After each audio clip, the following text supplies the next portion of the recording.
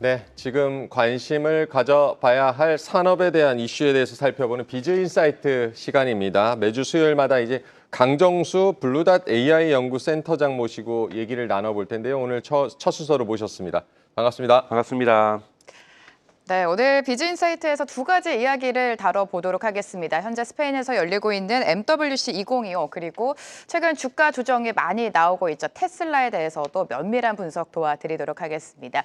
본격적인 토크에 앞서서 권미정 캐스터의 브리핑 먼저 듣고 오도록 하겠습니다.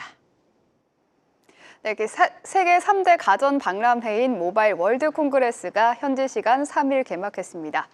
이동통신뿐만 아니라 다양한 최신 산업에 대한 이야기가 나오고 있는데요. 관전 포인트는 어떤 게 있을지 함께 살펴보시죠. 제가 세계 3대 가전 박람회라고 해서 세계 3대 가전 박람회 하면 어떤 게 있는지 궁금하실 텐데요. 제가 짧게 준비를 좀 해왔습니다. 우선 매년 1월에 열리는 CES가 있습니다. 세계 최대 규모, 세계 최대 영향력을 발휘하고 있고요. 그래서 새해 최신 기술들의 동향을 파악하면서 한 해의 기대를 모으는 전시회입니다. 두 번째 박람회는 IFA인데요. 유럽에서 열리는, 독일에서 열리는 전시회입니다. 조금 생소하신 분들이 많으실 텐데 유럽의 최대 디지털 제품 전시회입니다. CES는 다르게 매년 9월에 열려서 하반기에 세계 주요 전자제품들의 동향을 파악할 수 있고요. 그리고 매년 2월경에 열리는 게 바로 모바일 월드 콩그레스, 즉 MWC입니다. 세계 최대 이동통신 전시회로 모바일 올림픽이라는 별명까지 가지고 있는데요. 과거에는 무선통신 산업 위주로 진행이 됐지만 최근에는 인공지능, 로보틱스, 또 모빌리티 등 ICT 전반적인 영역을 다루고 있습니다. 이번 모바일 콩그레스의 주제는 융합, 연결, 창조인데요. 모바일 통신뿐만 아니라 인공지능, 사물 인터넷, 5G 등 다양한 산업을 다룹니다. 이번 전시회에서 가장 뜨거운 핵심은 지난해와 동일하게 역시나 AI입니다. 모바일 콩그레스의 관전 포인트 살펴보도록 하시죠. 관전 포인트 첫 번째는 바로 올해도 가장 뜨거운 주제 AI입니다.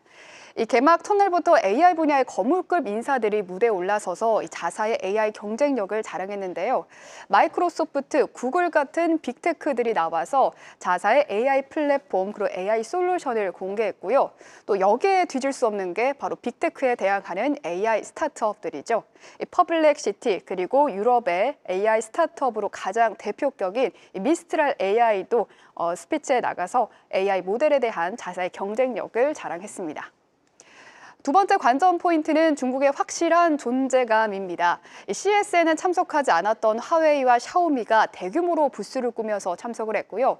또 이번에 참석한 기업들의 수를 보면 스페인이 가장 많았고 또 중국이 344곳이 참석을 하면서 전년보다 20% 더 많은 기업이 이번 전시회에 참석했습니다.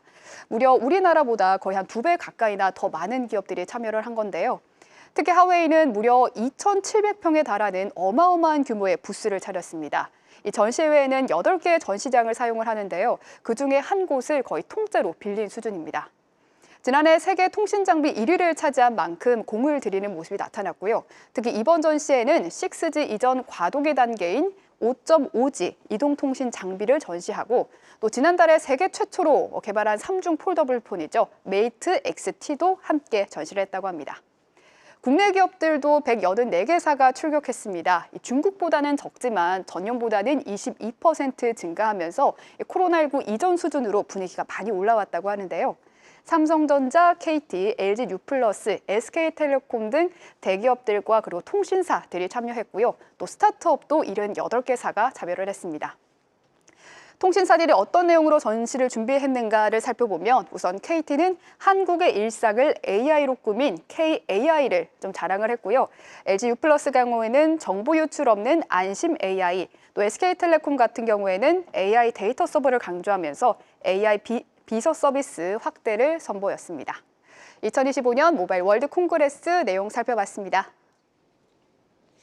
네, 브리핑 보고 오셨고요. 그럼 본격적인 얘기 나눠보겠습니다. MWC 2025 일단 뭐 개막은 했는데 예전만큼 뭐 관심이 큰 것 같지는 않고요. 어떤 부분 좀 주목해서 봐야겠습니까? 앞서 말씀해 주신 것처럼 역시 모든 화두는 AI로 통하고 있습니다. 근데 구체적으로 이제 한국의 이제 통신사인 SKT라든지 KT, LG 플러스도 들어가고 있지만 사실 유럽에 있는 통신사들, 미국에 있는 통신사들이 모두가 하나같이 AI와 소비자들의 서비스들을 어떻게 결합시킬 것인가가 나오고 있는데요. 네. 가장 큰 화두는 AI 비서죠. 즉 강정수도 그렇고 모든 사람들이 AI 비서를 가지면 이제 통신사에 무슨 AS를 처리한다든지 제가 전자제품에 뭔가 문제가 생겨서 배달 기사가 우리 집에 방문을 해야 되는데 그 일정을 잡는다든지 이런 부분에 AI 비서를 어떻게 활용할 것인가. 구체적으로 소비자들한테 융합이 확실하게 돼야지 사실 AI 서비스만 붙인다고 해서 요즘 다 붙이고 있기 때문에 네. 구별도 잘 되지 않거든요. 그래서 아직까지 MWC에서 가장 기대하고 있는 것은 이동통신사가 AI를 어떻게 결합을 시켜야 소비자들이 그래 이것을 내가 기다려왔던 거야 라는 부분을 만들어낼 것인가에 대해서 아직까지 정확한 답은 못 내고 있지만 이걸 위해서 합종 연행들을 하면서 다양한 서비스 아이디어 경쟁을 하고 있는 수준이다라고 저는 말씀을 좀 드리고 싶습니다. 네, 오늘 이 시간을 통해서 MWC 2025랑 테슬라를 다뤄볼까 하는데 사실 지금 많은 투자자분들이 궁금해하실 게 테슬라일 것 같습니다. 네. 테슬라 같은 경우에는 이 트럼프가 당선되고 나서 머스크가 적극적인 지지자 아니었습니까? 주가가 급등이 나왔다가 실적이 살짝 주춤하면서 주가 밀렸다가 또 한 번 급등이 나왔다. 굉장히 큰 변동을 보였고 사실 지금 가장 중요한 포인트는 고점 대비해서 한 40% 밀리지 않았습니까? 네. 이유가 뭘까요? 이유는 네. 저는 가장 중요한 건 오를 이유가 없다라는 거라고 저는 생각이 들어요. 그러니까 오를 이유가 하나 있었던 거죠. 트럼프 랠리라고 하는 사실은 성장에 대한 기대치가 중요하게 작동을 했던 거고요. 네. 기대치는 여러분도 아시는 것처럼 주가를 올리는데 중요한 역할을 합니다. 우리가 주가를 올리는 3대 요인을 한다면 기대치고 그리고 두 번째는 펀더멘탈의 성장이고 세 번째가 우리가 매크로적인 영향이라고 한다면 지금 매크로적인 상황은 또 좋지가 않다는 걸 여러분도 아실 거고요. 관세 네. 전쟁들이 심화되게 되면서 자동차 산업 전반과 테슬라도 여기서 예외일 수는 없는 거고요. 이거는 누구나 받는 것이니까요. 근데 이 테슬라 같은 경우에는 우선은 이 기대치는 분명하게 만들어놨지만 네. 실질적인 것을 보면 여러분 1월 달 판매량 급감 유럽에서 또 2월 달 중국에서도 판매량 1, 2월 급감 이런 소식을 들으셨을 거예요. 이건 뭐냐면 왜 급감했을까에 대해서 잘못된 언론들의 해석이 있다고 저는 생각이 들어요. 가장 크게는 언론에서 해석한 이유는 다 정치적인 이유 때문이다. 일론 머스크를 싫어하는 사람들이 너무나도 많아졌기 때문에 테슬라를 구매를 안 하고 있어서 테슬라가 거의 50% 판매량이 급감하는 거의 몰락의 수준을 걸어가고 있다라는 좀 이런 공포 시나리오들이 있다고 저는 생각이 들어요. 그러나 이것은 계량할 수 없는 측정할 수 없는 양적으로 정확하게 평가할 수 없는 요소라고 저는 생각이 들어요. 분명히 이 요소도 있겠죠. 싫어진 사람이 있을 거고 또 좋아진 사람들도 있을 거고요. 그래서 이 부분 자체를 갖다가 정확하게 판단하기는 어렵습니다만 가장 과학적인 평가는 테슬라 경영진이 판매량을 일부러 낮춘 거예요. 그러니까 이 부분에 대한 이해가 없으시면 힘들어지신다는 거죠. 그래서 저는 쉽게 영어로 표현하면은 테슬라 경영진이 테슬라 주가에 대해서 앞으로 당분간 I don't care. 나는 신경 안 써라고 얘기를 한 겁니다. 왜냐하면 우리가 모델 Y로 주니퍼로 여러분 페이스리프트를 했다라는 표현들, 즉 신차 모델, 신형 모델이 나왔다는 건 다들 알고 계실 거예요. 저는 이것이 사실은 2월 말이나 3월 초 정도에 나올 거라 생각을 했습니다. 짜자잔 한 50만 대, 10만 대 만들어 놓고 자 이제 구매하세요 그럴 줄 알았더니 비밀로 갖춰 놓고 웬걸 1월 초에 테슬라가 우리 주니퍼를 이제는 예약 판매를 하겠습니다 얘기를 했습니다. 전 세계적으로 처음에 중국부터 시작했고 한국도 들어왔고 그다음에 일본, 미국, 유럽 다 들어왔다라는 거죠. 그럼 예약 판매에 들어갔습니다. 여러분 뉴스 보셨겠지만 중국 같은 경우에는 예약 푸른 당일날 5만 대 예약이 등록이 됐어요. 그런데 11월 달에 모델 Y가 중국에서 팔렸던 총 대수가 6만 대입니다. 하루 만에 5만 대 예약이 들어왔는데요. 네. 그 이후에 1월, 2월 한 대도 안 팔았습니다. 그러니까 예약만 계속 받고 있는 것이고 실제적인 배송은 즉 테슬라 같은 경우 이제 딜리버리라는 영어 표현을 쓰는데 배송이 돼야 판매 실적이 만들어지는 거죠. 네. 그것을 2월 마지막 주부터 시작을 했고 본격적으로 3월 첫 주, 즉 이번 주부터 시작을 하고 있습니다. 즉 1, 2월은 모델 Y를 판매를 안 한 거죠. 다 구형 모델은 생산을 접고 모두가 모델 Y 양산 체계로 체계를 바꾼 겁니다. 이거는 되게 자동차 역사에서 예외적인 상황이에요. 왜냐하면 모델 Y는 여러분도 아시는 것처럼 월드 베스트 셀링카 가장 많이 팔리는 차잖아요. 그러면 제가 만약에 경영진이면 지금 구형 모델도 나쁜 건 아니거든요. 구형 모델도 조금 50%는 만들면서 50% 생산 라인을 모델 Y 페이스리프트로 주니퍼로 바꿀 거예요. 그런데 테슬라가 어떻게 했냐면 올 스톱. 모델 Y의 생산 공정 올스톱하고 일주일 좀 넘게 모든 생산 라인을 주니퍼로 다 바꿉니다. 그러고 나서 우리가 양산을 한다는 건 여러분 영어로 램프업 구간으로 들어간다는 것은 처음부터 생산 라인을 다 바꾼다고 해서 100% 그 정도를 생산하는 게 아니라 처음에는 한 30%가 생산됩니다. 왜냐하면 오류가 있을 수도 있고 새로운 부품이 들어가고 여기에서 뭔가 실수들이 이룰 수 있잖아요. 네. 이런 걸 교정을 하면서 생산의 속도를 그 다음 주에는 50%로 높이고 그 다음 주에는 70%로 가고 그 다음 주에 100% 지난번하고 똑같은 이런 수준으로 가거든요. 그럼 총 4주에서 5주 동안은 이런 식으로 바꾸면은 생산이 중단된다고 볼 수가 있는 거죠. 그러니까 테슬라 같은 경우는 최소한 지금 6주 정도는 거기에 중국의 춘절까지 꼈기 때문에 최대한은 7주 정도는 생산을 쉬었다라고 볼 수가 있는 거죠. 이렇게 되면 당연히 매출이 떨어질 수밖에 없는 거고 3월 달부터 아무리 매출이 올라도 이것은 1, 2월의 매출을 깎아먹었기 때문에 1분기, 즉 2025년 1분기의 판매 실적은 대단히 떨어질 수밖에 없다. 그러면 2025년 1분기의 판매 실적이 4월 달에 발표가 되겠죠. 그러면 정말 최악의 실적이 저는 테슬라 역사상 아마 최악의 실적이 발표될 거라고 저는 보고 있어요. 이것도 감내하고 있는 거죠. 1분기 최악의 판매 실적도 어느 정도 경영진이 감내를 하고 있다. 중국 그 최대 전기차 업체 비아디 네. 같은 경우도 성장세가 지금 뭐 테슬라를 위협하고 있다 이런 뭐 기사들도 있는데 지난해 이제 전기차 판매량 테슬라 제치고 세계 1위. 이 부분은 어떻게 봐야겠습니까? 그러니까 이 부분도 사실 여러분 정확하게 보셔야 돼요. 그러니까 비아디가 테슬라를 꺾은 것은 저는 물론 2025년에 꺾을 수 있다고 생각하는데 네. 그거는 신에너지 차량이라고 표현을 하는 거거든요. 네. 여기에는 순수 전기차하고 플러그인 하이브리드를 포함합니다. 그러니까 즉 순수 전기차와 플러그인 하이브리드를 포함해서 180만 대를 넘은 것이지 네. 순수 전기차는 한 10만 대 가량 테슬라에게 모자랐어요.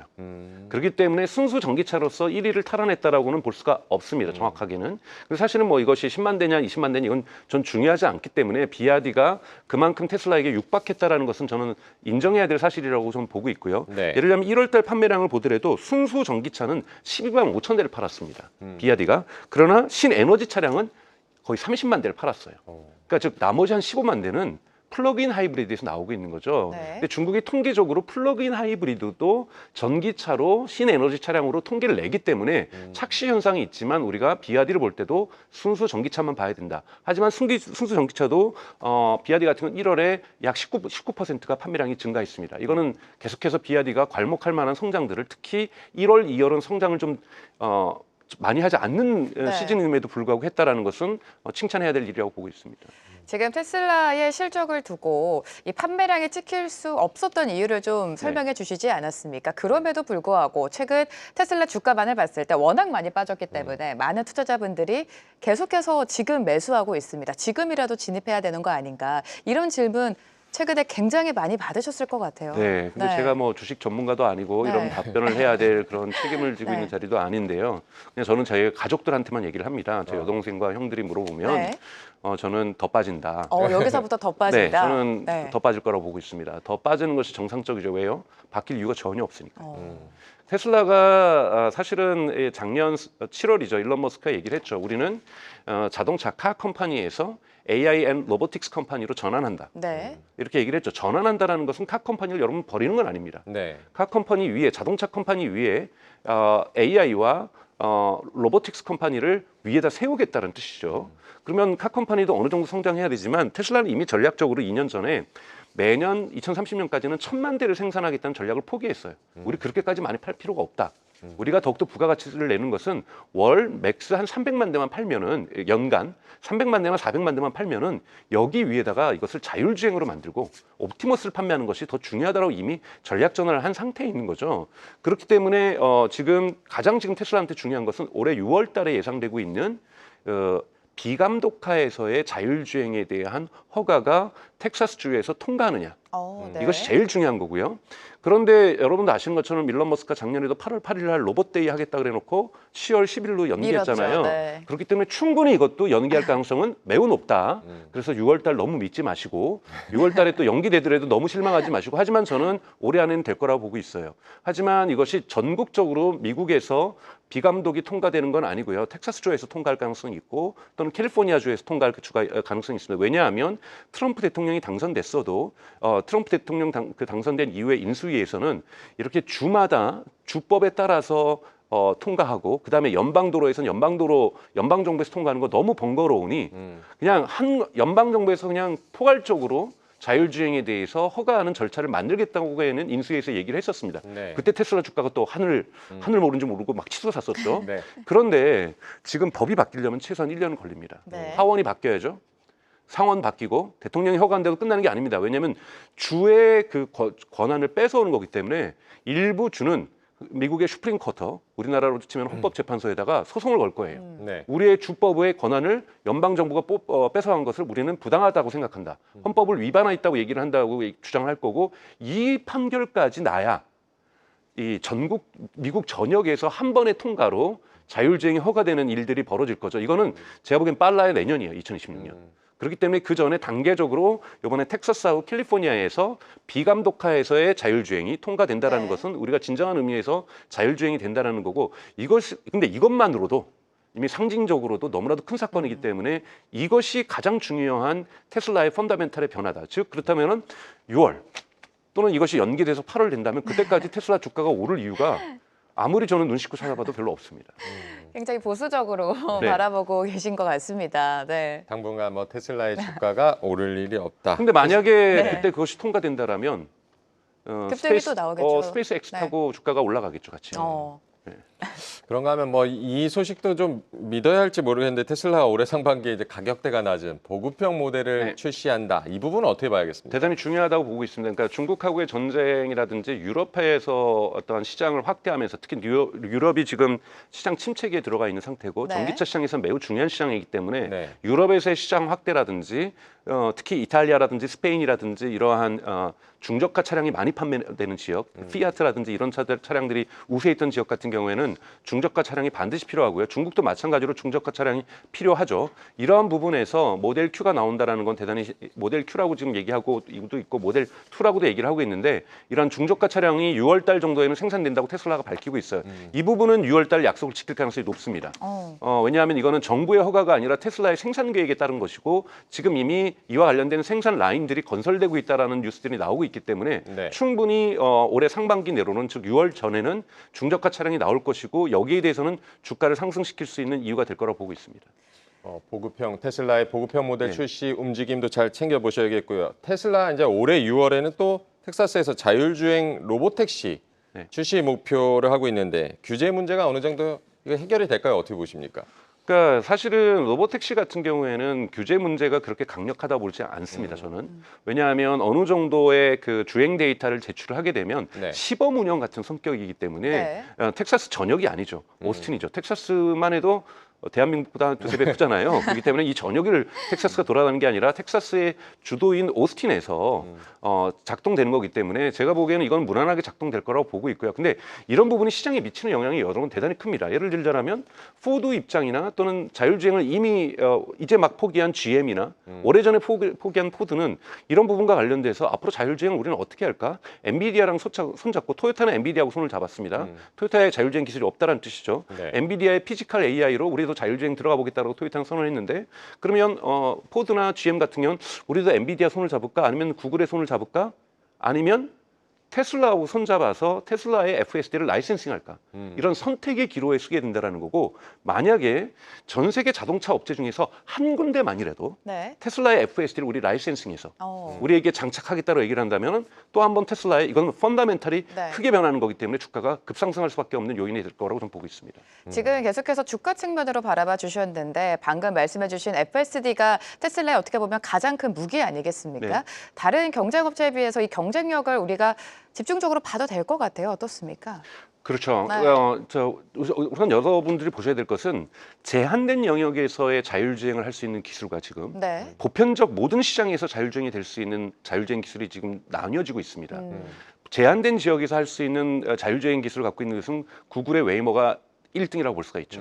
구글의 웨이모는 모든 전역으로 확대될 수 있는 게 아니라 특정 지역에 HD 카메라를 찍어서 라이다 센서를 달고서 그리고 특수 차량 10만 달러가 넘는 15만 달러, 20만 달러까지 하는 특수 차량에서만 택시 사업을 할 수 있는 거고 이것이 중국의 우한에서 바이두, 중국의 우리로 치면 네이버 같은 기업이죠. 구글 같은 기업에서도 하고 있는 바이두의 아폴로 고 같은 서비스들 이런 부분들은 특수 차량에서 하는 자율주행 서비스라고 할 수 있는 거고요. 테슬라는 두 가지 접근을 다 하고 있습니다. 사이버캡이라고 하는 특수 차량의 로보택시에서도 이 자율주행을 하지만 동일한 기술을 여러분들이 구매하신 모델 Y와 모델 3에서 모델 S에서도 적용할 수가 있기 때문에 보편 시장을 접근할 수 있다는 부분에서 훨씬 더 큰 시장에 접근할 수 있다는 부분에서 네. 접근법이 시장에 대한 접근법이 차이가 있습니다. 그런 부분에서 전체적인 시장에 접근하는 것은 테슬라가 지금 가장 앞서가고 있고 부분 시장에서 제한된 시장에서 확실하게 잡고 들어가는 것은 구글과 바이두가 앞서가고 있다고 볼 수가 있습니다.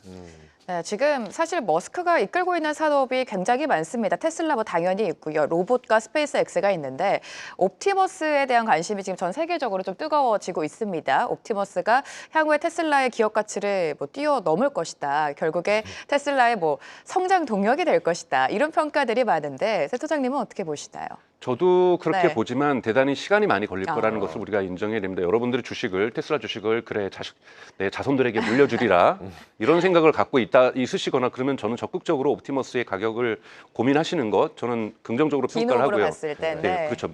아주 퇴임연금으로 내가 사용하겠다 이랬을 경우 있지만 당장 2년 뒤에 나는 이거를 팔아야만 하는 주식이라고 하실 경우에는 옵티머스를 보는 건 조금 더 무리라고 저는 보고 있고요. 옵티머스는 여러분 휴머노이드 로봇 시장은 지금 구글도 뛰어들고 있고 엔비디아도 뛰어들고 있고 서구권에서는 2월 달에는 메타도 뛰어들겠다고 선언을 했습니다. 네. 그리고 중국에 있는 수많은 기업들이 뛰어들고 있다는 거 여러분들 잘 아실 거고요. 왜 그러냐면 보수적으로 봤을 때 자동차 시장 규모의 30배입니다. 네. 그러니까 인류 역사상 가장 큰 시장이 등장하고 있는 거죠. 어마어마하네요. 네. 그러면 여기에서 10%의 마켓 쉐어, 그러니까 즉 시장 점유율만 가져도 이건 엄청난 기업 가치에 도움이 되겠죠. 테슬라가 이걸 100% 먹는다? 이건 저는 불가능하다 보고요. 10% 20%만 장악을 해도 이것은 어마어마한 시장에서의 매출 구조를 만드는 것이기 때문에 테슬라의 주가 상승에 도움이 될 거라고 저는 보고 있습니다. 그래서 옵티머스 시장 하지만 조금 더 긴 호흡으로 여러분 보셔야 된다라고 말씀드리고 싶습니다. 옵티머스는 좀 더 긴 호흡으로 봐야 된다. 뭐 여러 가지 이제 테슬라에 대해서 얘기를 해주셨는데 뭐 종합적으로 이제 볼 때 테슬라가 앞으로 뭐 풀어가야 할 숙제, 앞으로 뭐 투자 전략은 어떻게 세워보는 게 좋겠습니까? 그러니까 메타라든지 팔란티어라든지 이런 기업들은 사실은 소프트웨어 중심이기 때문에 대단히 가볍습니다. 그리고 뭐 인허가 사업도 아니고요. 네. 근데 테슬라의 모든 산업들은 여러분 인허가 사업들을 가지고 있습니다. 그렇기 때문에 인허가 사업에서는 다양한 정치적인 돌뿌리를 만날 수도 있고 네. 뭐 또는 지뢰를 만나서 터질 수도 있는 거고 사실 어떻게 될지 모르는 거거든요. 그래서 그만큼 위험성이 있다. 성장력도 있고 잠재력도 있지만 그렇기 때문에 변동성도 대단히 심하다. 변동성이 심한 주식에 대해서는 항상 심리적으로 강건한 마음이 없으시면 이런 주식에 투자하시면 안 된다는 말씀 좀 드리고 싶습니다. 네, 테슬라 주가가 최근에 고점 대비해서 많이 밀렸기 때문에 지금 좀 진입하는 건 어떨까 생각하시는 투자자분들이 많으셨을 것 같은데 오늘 센터장님의 전략을 좀 참고해 보시면 도움이 될 것 같습니다. 오늘 이 시간 블루닷 AI 연구센터 강정수 센터장님과 함께했습니다. 도움 말씀 감사합니다. 고맙습니다. 계속해서 다양한 경제 이슈를 알고 싶다면 구독과 좋아요, 알림 설정 부탁드립니다. AI 캐스터 권미정이었습니다.